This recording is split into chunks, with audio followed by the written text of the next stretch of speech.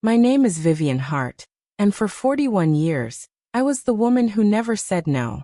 People called it devotion. I called it survival. When my husband, Marcus, died in a car accident, our twins were only 6.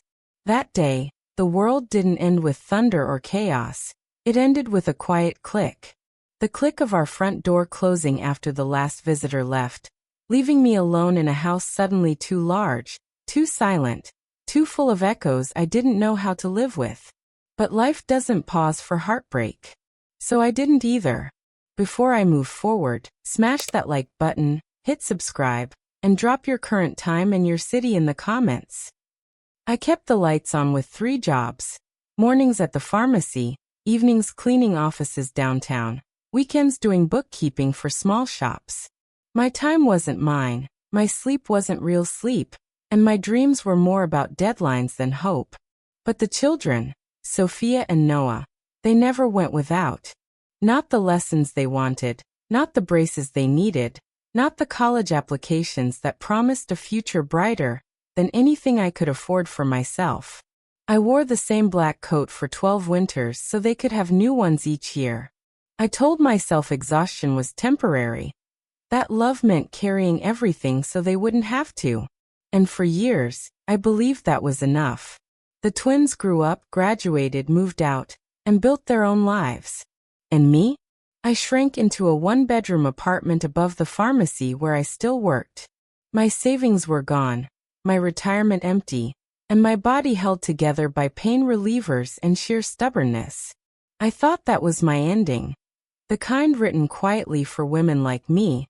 The ones who gave everything until there was nothing left for themselves. But life has a strange way of tapping you on the shoulder when you've stopped expecting surprises. Her name was Mrs. Eleanor Whitford, a soft-spoken elderly customer who always asked for me at the pharmacy counter. She'd tell me stories, ask about my day, and thank me for listening without rushing her. I never knew those small moments meant anything. When she passed away at 94, her lawyer walked into the pharmacy, found me shelving cold medicine, and asked me to attend the reading of her will. I almost laughed. I was wearing my blue polyester vest with the name tag, Vivian, happy to help. I didn't feel very important. Yet there I was, sitting in a leather chair that cost more than my car, listening to the attorney read words I never expected to hear. Sole beneficiary, $11.8 million, a beachfront home in Carmel, a vineyard in Napa, and a letter. A letter written in Eleanor's shaky handwriting. You saw me when I was invisible. Now let someone see you. I didn't cry from joy. I cried in the parking lot because, for the first time in my adult life, I realized something terrifying. I had no idea who I was when no one needed anything from me. I didn't tell the twins right away. Not because I wanted secrecy, but because something deep inside me whispered, wait, watch. So I did. I kept filling prescriptions, counting pills, and answering phone calls, all while $11.8 million sat quietly in an account with my name on it. It was surreal, almost humorous. I would swipe my card for discounted groceries while technically owning a home with an ocean view. But I wasn't ready. Not to celebrate. Not to explain. Not to see how they'd react. Sophia lived in Seattle with her surgeon husband and my 2 granddaughters. Their house smelled like eucalyptus candles and productivity. Noah stayed local, married to Jenna, climbing steadily up the corporate ladder at a tech firm. They called when they needed something, money for home renovations, deposits for private schools, a new SUV because the old one didn't support Jenna's posture anymore. And I sent it every time. Because mothers don't stop being mothers. Not even when they should. One Sunday in March, I finally decided. No big announcements. No speeches. Just a quiet visit. A simple surprise. I drove the 3 hours to Noah's house first, carrying a bakery box of lemon bars, his favorite when he was little. The kind he used to eat warm, with powdered sugar dusting his cheeks. Jenna opened the door, dressed in yoga wear, holding her phone like it was glued to her palm. "Vivian, we're literally walking out to brunch," she said, her voice clipped but polite enough. She didn't step aside. Noah appeared behind her, car keys in hand. "Mom, bad timing. Can this wait?" I smiled, my old familiar smile. The one I had worn like armor for decades. "It's important." Jenna exhaled dramatically, the kind of sigh that fills an entire room. "All right. 5 minutes. Tops." They didn't even invite me to sit. We stood in their glossy marble foyer, sunlight bouncing off polished floors as I told them everything. About Mrs. Whitford, the will, the inheritance that could change my future. In the space of a heartbeat, their expressions shifted. Not joy, not disbelief, but calculation. Noah recovered first. "That's incredible, Mom. Really? This means you won't have to work anymore." Jenna stepped in almost instantly. "And it means you could help with the girls' college funds. And maybe the kitchen remodel. We've been wanting natural stone, but the cost is just unreasonable." I waited. For a congratulations. For "how do you feel?" For something, anything, that acknowledged me. But only lists came. Lists of what they wanted. I left the lemon bars on the counter, untouched, and drove north to see Sophia. The script repeated almost word for word. Excitement about money, silence about my heart. That night, I sat alone in a small hotel room overlooking the ocean. Waves crashed below the window, steady and cold. As a realization settled into my bones. My children had never seen a whole person standing in front of them. They had only ever seen someone who fixed things, someone who carried the weight, so they didn't have to. And now that the weight was gone, so were they. They were already stepping away from the parts of me that no longer served them. I stopped answering their requests immediately. No more instant transfers. No more, "Of course, sweetheart, I'll take care of it." This time, I let silence settle between us, thick, unfamiliar, and uncomfortable. It didn't take long for the shift to happen. Within days, the messages sharpened like knives. "Noah, Mom, the contractor is waiting for the deposit." "Sophia, the school tuition is due Monday. You said you'd handle it." I typed the same response to both, slowly and deliberately. "I'm taking time to make thoughtful decisions about my future." The replies came back like small explosions. "How selfish. After everything we've been through as a family. Do you want your granddaughters to suffer?" I read them once. Only once. Then I turned off my phone, placed it face down on the nightstand, and felt something unfamiliar. A quiet click inside my chest, the sound of a door closing on an old version of myself. The next morning, I boarded a flight to Carmel. Stepping into the beachfront house felt like stepping into another woman's life. Floor-to-ceiling windows framed the ocean like a moving painting. The air smelled like salt and promise. The kitchen was larger than my entire old apartment, with white marble countertops that gleamed in the afternoon sun. I walked to the deck, placed my hands on the railing, and listened to the waves crash below. And there, surrounded by beauty I never imagined owning, I cried. Not from sadness. Not from regret. But from the raw terror of space, space in my home, in my days, in my future. Space I had no idea how to fill. That afternoon, I had 3 appointments. 3 appointments I would have never scheduled in my previous life. A financial advisor. A therapist. A stylist. The advisor walked me through numbers so astonishing they felt fictional. Charts, projections, long-term plans. An entirely new vocabulary of possibility. The therapist leaned forward, hands folded gently, and asked a single question that knocked the air from my lungs. "What does Vivian want?" And for the first time in my life, my answer did not begin with my children. Then came the stylist. She circled me like an artist studying a canvas. With my permission, she cut 8 inches off my hair. 8 inches of weight I didn't realize I'd been carrying, and colored it a soft auburn, the shade I wore before the world taught me to fade into the background.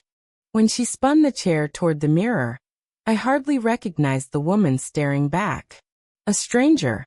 But maybe, just maybe, a stranger who could become a friend, given time.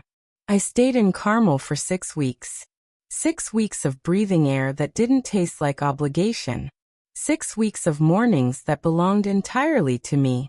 Every day, just after sunrise, I walked the shoreline until my legs remembered what strength felt like. Until the stiffness faded from my knees. Until the sand no longer felt foreign under my feet.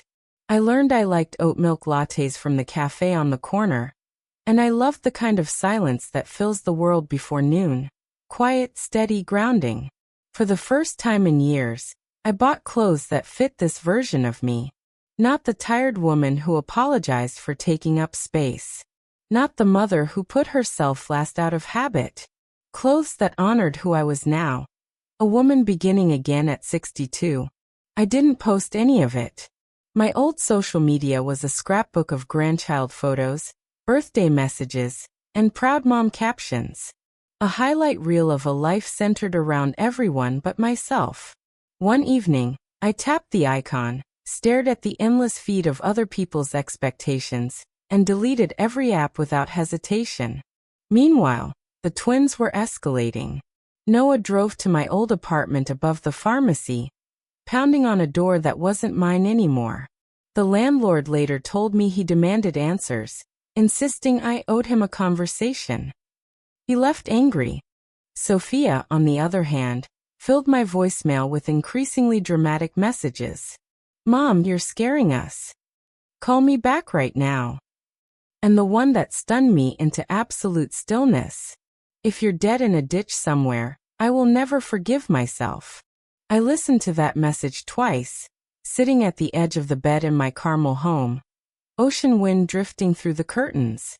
It was the tone that struck me, not worry but accusation. As if my absence was a personal attack. As if love had quietly folded into resentment the moment money was involved. On my last day in Carmel, just as I began packing, I received an envelope forwarded from my old address. Crisp, heavy paper. A gold-embossed return address. Inside was an invitation to Noah and Jenna's vow renewal in Napa. Black tie. No +1.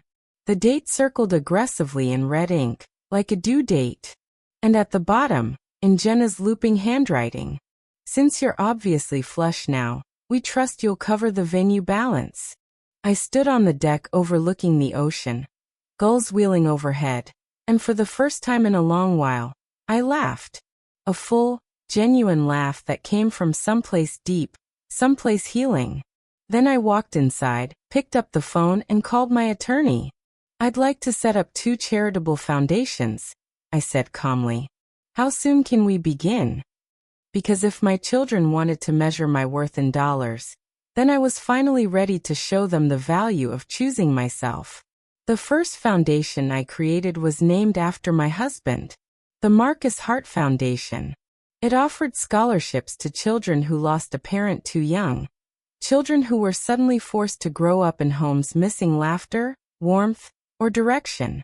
Every dollar I might have poured into endless remodels, luxury schools, or emergency SUV upgrades now had a higher purpose. A steadier home. A truer legacy. The second was born from a deeper place. The Eleanor Whitford Resilience Grant. Support for women over 50 starting over. Women who were tired, overlooked, or convinced that they had to earn the right to take up space. Women who reminded me of, well, the old me. The version that survived by shrinking instead of living. I hired a small staff. Carefully, intentionally. People with warm eyes and gentler hearts. We worked from the Carmel home while the vineyard property in Napa was transformed into a retreat center. A place where women could rest, rebuild skills, and discover versions of themselves they had never been allowed to meet. I invited no family to the launch party. Instead, the rooms filled with women who understood what it meant to be invisible for decades. Women who had held families together with quiet strength while their own dreams gathered dust in the corner. We stood on the terrace as the sun melted into the Pacific horizon. We lifted glasses, not to wealth, not to luck, but to the courage it takes to begin again. The kind of courage that rarely gets applause. It felt like the world exhaled with us. Later that night, after the last guest had left and the lights dimmed low, my phone buzzed. I normally ignored notifications, but this one lit up my screen with Noah's name. He had posted publicly a childhood photo of the two of us, him on my hip, me younger, smiling with the kind of hope I didn't even recognize anymore. The caption read, "Missing my mom tonight. Prayers she's safe wherever she is." The comments poured in immediately. "You're such a good son. I hope she reaches out. Stay strong. This must be so hard for you." Sympathy. Admiration. A chorus for the worried child. I stared at the post for a long moment, not with anger, but with clarity, because I knew that behind the curated sadness was irritation, not concern. Frustration, not love. It was a performance, nothing more. I took a screenshot, saved it, placed it neatly in a folder on my computer titled Evidence. Then I set my phone aside, pulled the ocean breeze through the open window, and went to bed without a flicker of guilt. For once in my life, I was the one closing the door. Summer arrived warm and golden. I drove myself to the vineyard property for the first time. The hills rolled endlessly, dotted with grapevines in perfect rows, their leaves shimmering in the afternoon sun. The renovation crew had turned the main house into something out of a dream. Wide plank floors that gleamed, a kitchen designed for gatherings, and bedrooms named after flowers, lavender, camellia, jasmine. I wandered the land alone at sunset. The sky bled pink and gold across the horizon, and for a moment, I felt Marcus there beside me. His hand on my shoulder, steady and familiar, just like it used to be when life had been simpler. When the weight of the world felt lighter, I whispered a quiet thank you, to him, to Mrs. Whitford, and to the version of myself that had survived decades of giving everything to everyone but herself. Then my phone buzzed. I picked it up and frowned. An unknown number. A message from Sophia's husband. "Vivian, your daughter is beside herself. Whatever disagreement you're having, please just send the money for the girls' summer camp. They're asking for their grandmother." I stared at the words for a long moment, the hum of cicadas filling the vineyard air. I typed one line in response. "Their grandmother is learning how to be a person again. She will see them when she is ready." And then I blocked the number. That night, I slept in the new house with every window wide open. The scent of grape leaves drifted through the rooms, light and green, like forgiveness brushing across my skin. I lay there listening to the quiet ripple of wine through the vines, and for the first time in decades, I did not feel guilty. Not for setting boundaries. Not for choosing myself. Not for existing fully, without apology. The world had given me this chance, this gift. And for the first time, I understood that surviving was never enough. Now it was time to live. Fall arrived with a crisp edge, carrying the first retreat for the Eleanor Whitford Resilience Grant. 20 women arrived, each carrying suitcases heavy with more than clothes. Years of exhaustion, disappointment, and the weight of invisible labor. Some were widows, some divorced, and some simply done shrinking to fit the expectations of everyone else. We cooked together in the newly renovated kitchen, laughter and chatter spilling over chopping boards and simmering pots. We walked the vineyards under the low autumn sun, learning to notice the small things, the soft rustle of leaves, the smell of earth after a morning frost. And at night, we gathered beneath the oak trees, circling in silence until tears flowed freely, unjudged, unhurried. On the last night, we held a ceremony. Each woman wrote on a slip of paper what she was leaving behind: grief, fear, regrets, guilt. Then we burned them in a copper bowl, watching the flames consume the weight of decades while the stars pressed close like witnesses. I wrote my own. The belief that love means self-erasure. As the fire devoured the words, I felt lighter than I had in decades. Light enough to breathe, to stand straighter, to imagine a future built entirely on my terms. Meanwhile, back in the city, Noah and Jenna's vow renewal came and went. Social media filled with images of a lavish celebration, funded, I later learned, with credit cards and loans. There were no photos of me, no presents, no acknowledgement, no attempt to include the woman who had sacrificed for decades. Sophia posted a family picture carefully cropped to erase the empty space where I would have stood. The silence in that image said more than words ever could. They had erased me, but I no longer needed their approval. And for the first time, I realized it. Absence does not diminish me. Their choices no longer dictated my worth.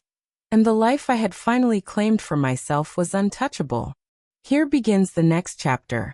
Winter arrived soft and gray, wrapping the world in a calm I hadn't felt in years.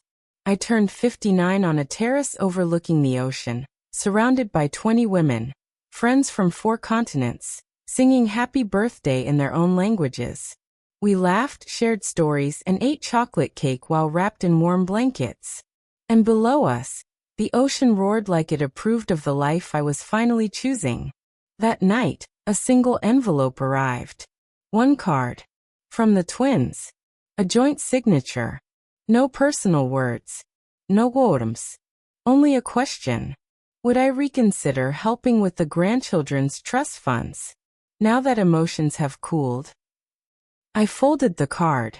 Placed it in a drawer. And instead, I donated another $1 million anonymously to a children's hospital, in Marcus's name. A place where the love I give will actually reach someone. Some nights, I walk the beach alone. The cold sand pressed between my toes. The waves whispering truths I had ignored for too long. And in the darkness, I spoke out loud to the woman I used to be. You did enough. It's time to rest now. And slowly, gently, she began to listen. The first public crack appeared in February. Noah launched a GoFundMe titled, "Help Us Keep Our Home, Unexpected Medical Crisis."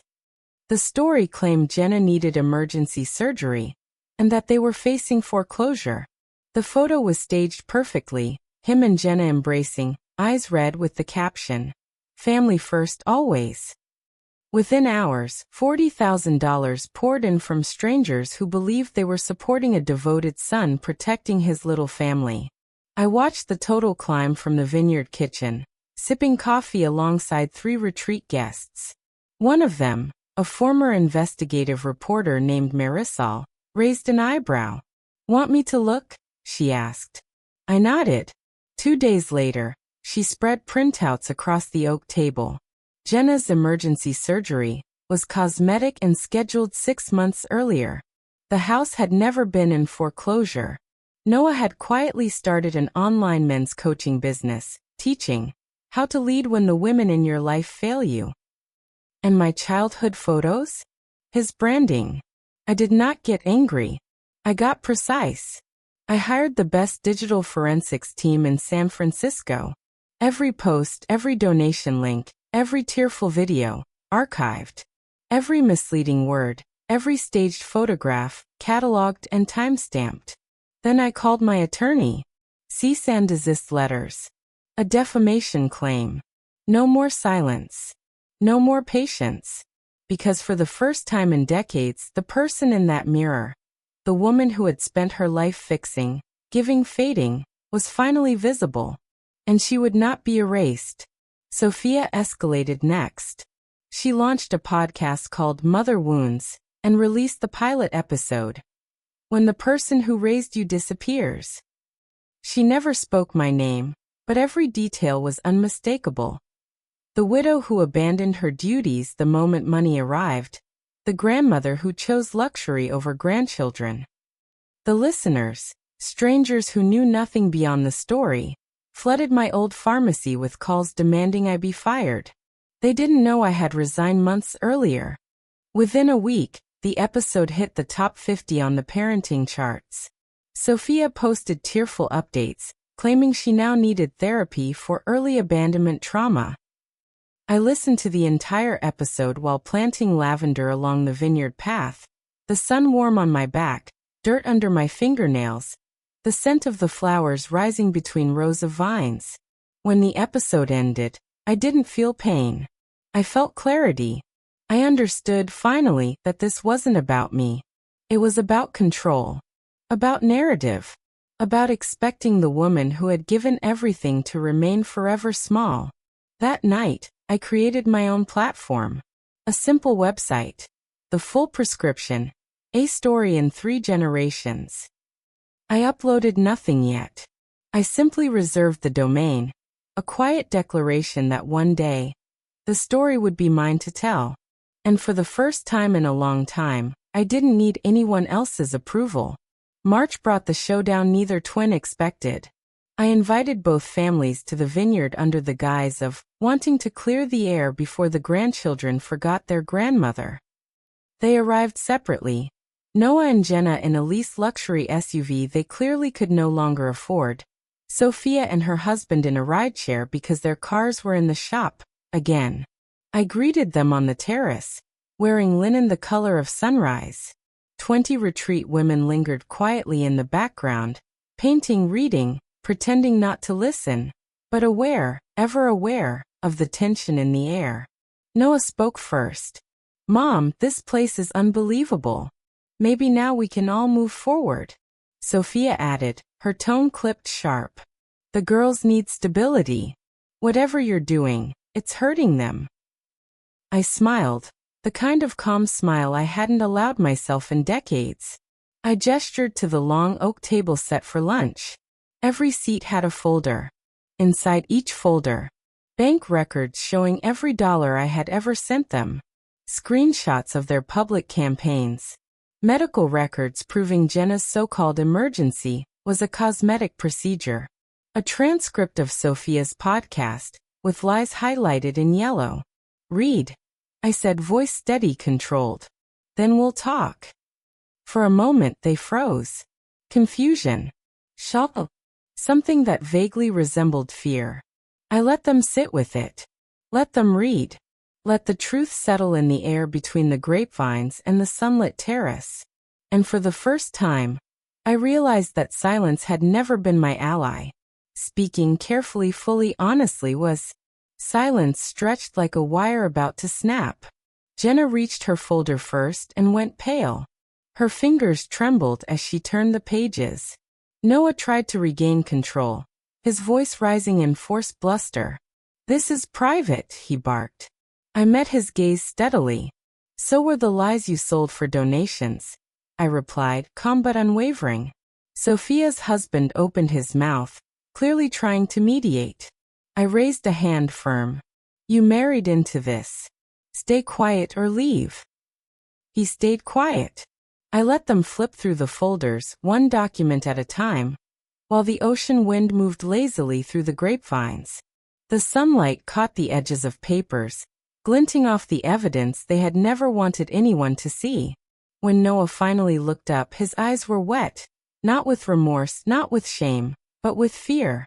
"What do you want?" he whispered. "Truth," I said. "Public, complete and permanent." I opened my laptop. The screen glowed in the sunlight, the keyboard cool beneath my fingers. The website was live. A single page titled, "To My Children," with receipts. Every document from the folders was uploaded, time-stamped, annotated, unaltered. Every bank transfer, every misleading post, every staged photo, every podcast excerpt was there for the world to see. At the bottom, a single donation button redirected every cent to the Marcus Hart Foundation. Almost immediately, their phones began buzzing. Friends, followers, podcast sponsors. Notifications flooded in as the truth unfolded in real time. Noah's jaw tightened. Jenna clutched her folder, speechless. Sophia stared at the screen, her voice gone, her hands trembling. And I, for the first time in decades, felt fully, utterly free. Because this was no longer about anger. It was about accountability, visibility. Justice served quietly, calmly, and permanently. And in the vineyard that had become my sanctuary, The ocean wind carried a kind of peace I hadn't known I was capable of feeling. Sophia sprang to her feet so fast her chair tipped backward. "You're destroying us," she shouted. "No," I said evenly, the calm before the storm. "You did that when you decided a broken soul was easier to profit from than a whole mother." Jenna's tears were real this time, streaming freely down her cheeks. Noah tried bargaining, his voice shaking. "Take the site down, we'll apologize privately, we'll pay back whatever you want." I shook my head. Repayment begins with honesty. I pressed play on a recorded video I had kept hidden. Both of them months earlier, laughing in separate interviews about how easy it was to guilt Mom into anything. The retreat women, my witnesses, lowered their brushes and set aside their sketchbooks.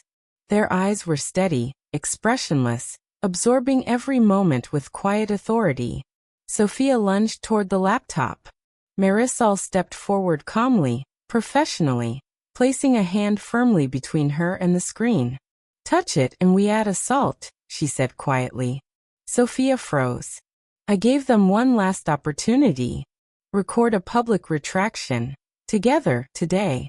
Otherwise, the site stays up forever, and the lawsuits begin tomorrow.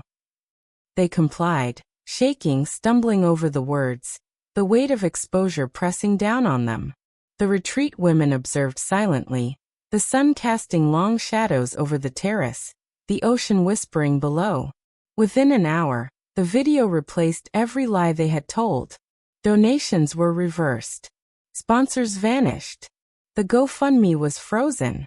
And the podcast, once a public display of accusation, disappeared entirely overnight.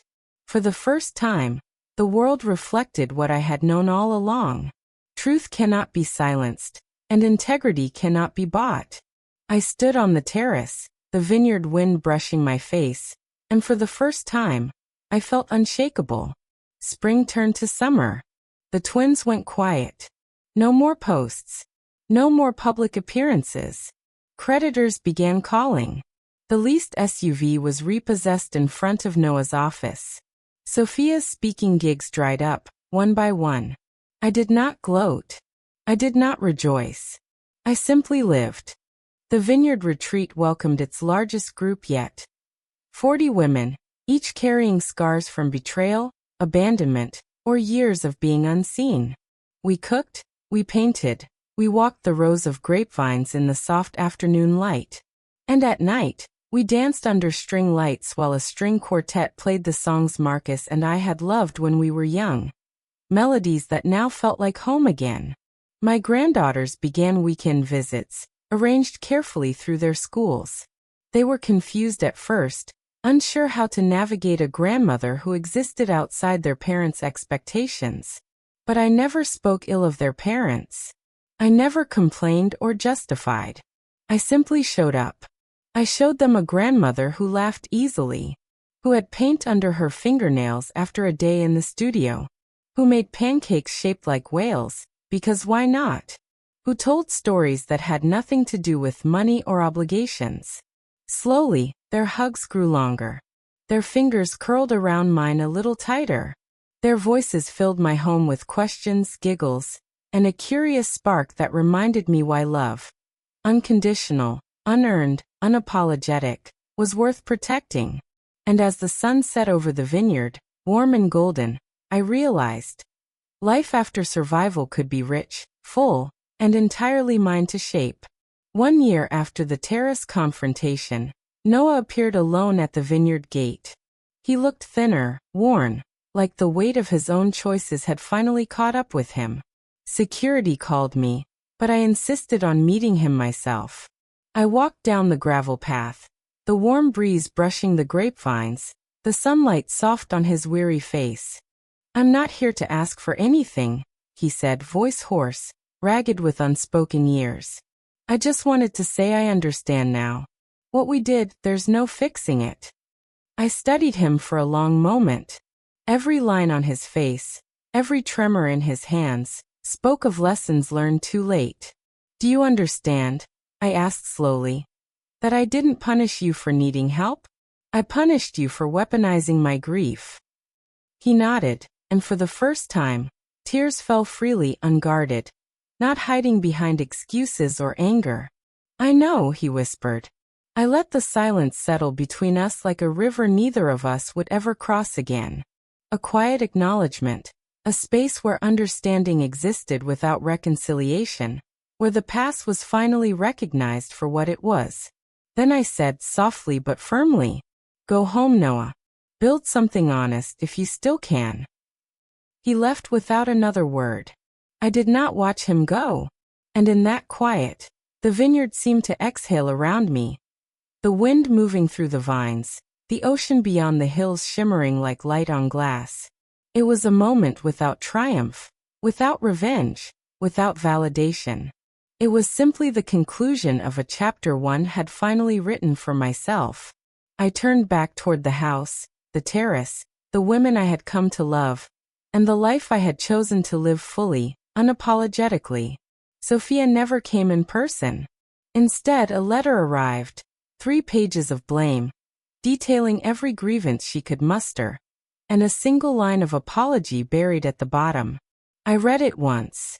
I felt the weight of years and expectations in the paper, the sharp scent of accusation lingering. Then I fed it to the kitchen fire. The flames curled around the words, devouring each accusation, each demand, each tiny echo of resentment. And as the paper crumbled to ash, I realized something simple but profound. Some bridges are meant to burn. Cleanly. Completely. Leaving space for nothing but air, light, and the life you choose to live beyond them. I watched the smoke curl up the chimney, carrying away the past, and for the first time in decades, I felt fully untethered. Free. Whole. The Marcus Hart Foundation had crossed 20 million in assets. We opened a second retreat in Tuscany, Mrs. Whitford's favorite place, a landscape of rolling hills, cypress-lined roads, and sunlight that seemed to hold time still. I split my year between California's ocean-kissed vineyards and the golden hills of Italy, each day filled with women who had chosen resurrection over resentment, courage over fear, and life over the shadows of the past. In Tuscany, mornings smelled of fresh bread and wild herbs. Afternoons were spent teaching, painting, or walking through sunlit olive groves.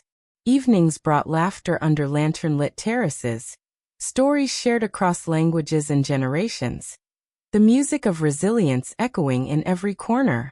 I no longer measured my life by obligations, by the needs of others, by the debts of a broken past. I measured it by this: the women I uplifted, the truths I preserved, the love I could give freely without expectation or compromise.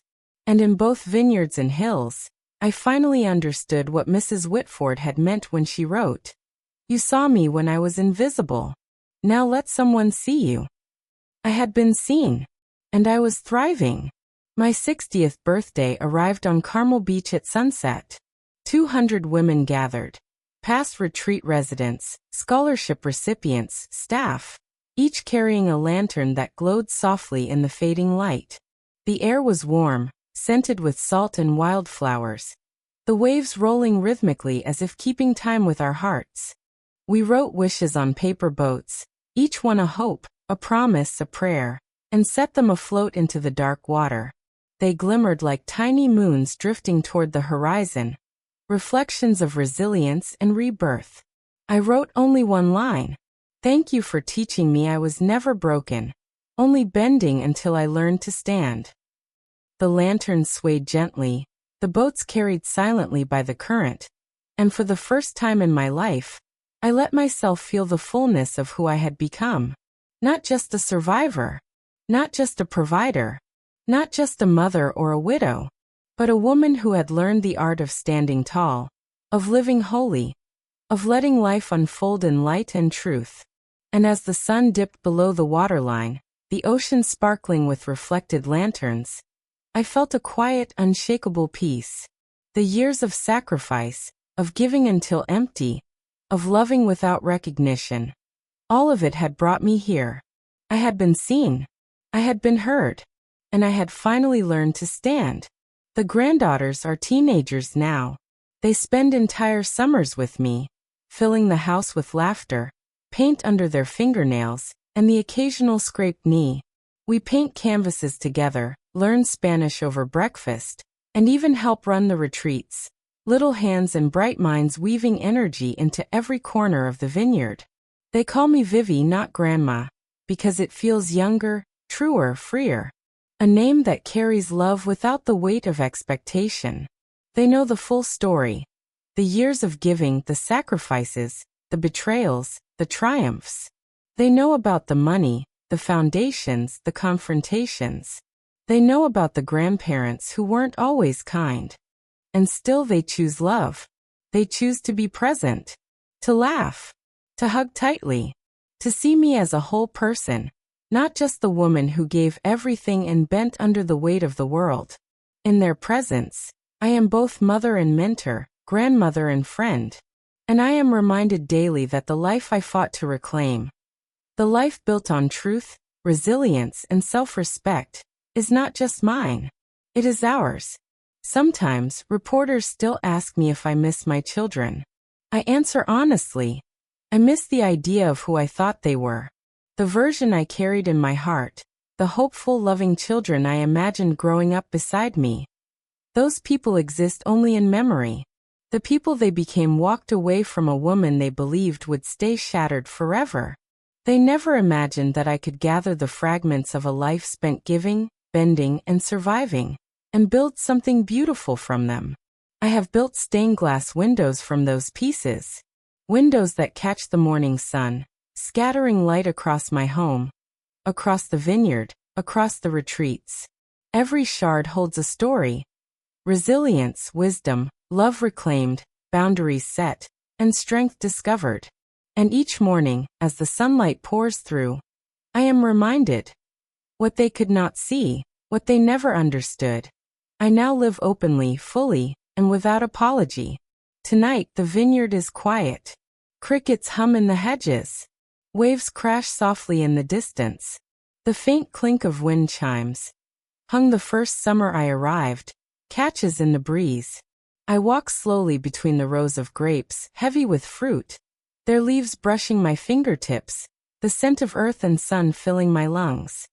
And I feel him, Marcus, walking beside me, proud, peaceful, present in the rhythm of my steps, in the calm that has settled over this life I built. I am no longer the woman who apologized for taking up space. I am no longer the widow who bent beneath the weight of the world. The mother who gave until she vanished, the daughter whose needs came last. I stand tall. I laugh easily. I live fully. And tonight, the vineyard breathes with me, a sanctuary of light, resilience, and quiet triumph. I kept one photograph from the old life.